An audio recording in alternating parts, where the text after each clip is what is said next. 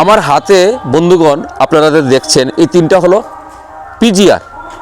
আমাদের অনেক চাষি ভাইরা এটাকে গাছের ভিটামিন বলেও সম্বোধন করে, কিন্তু আসলে এটা গাছের ভিটামিন না, এটা একটা গাছের হরমোন। এটাকে পিজিআর বলা হয়। পিজিআরের ফুল ফর্ম হলো প্ল্যান্ট গ্রোথ রেগুলেটর। অ্যাকচুয়ালি অনেকের গাছে অলরেডি মুকুল এসে গেছে, আবার অনেকের গাছে এখনও মুকুলের দেখা নেই, কিন্তু মুকুল আসার আগ মুহূর্তে গাছের মধ্যে যে মুকুল আসার আগে যে ভাবটা সেটা আছে। সেই ক্ষেত্রে আমাদেরকে অবশ্যই একটি পিজিআর ব্যবহার করতে হবে।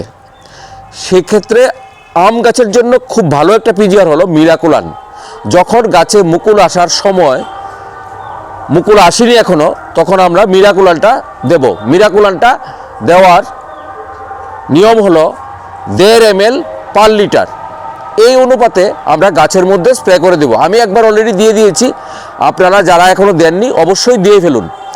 যখন একবার গাছের মধ্যে মুকুল চলে আসবে, এরপর কিন্তু আমাদেরকে মিরাকুলার দেওয়ার দরকার নেই।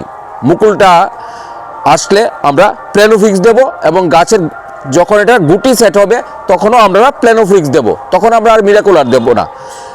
আমাদেরকে জানতে হবে কোন পিজিআরটা কখন ব্যবহার করতে হয়। আর বুস্টার 2 এটা একটা পরমাণু বোমার মতো, এটা 1 লিটারের মধ্যে 1 ড্রপ।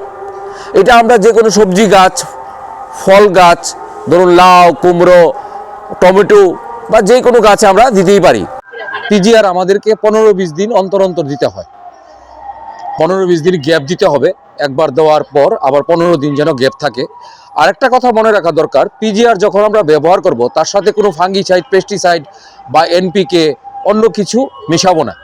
পিজিআর যখন দেব শুধু পিজিআরই দেব গাছের মধ্যে, এটার সাথে আর অন্য কোনো কিছু মিশিয়ে দিলে পিজিআরের কাজটা ভালো হবে না। এটাই আজকের বিশেষ বলার ছিল। আপনাদের কাছে ভালো লাগলে আপনারা একটা লাইক করবেন, শেয়ার করবেন এবং সাবস্ক্রাইব করে আমাদের পাশে থাকবেন। ধন্যবাদ।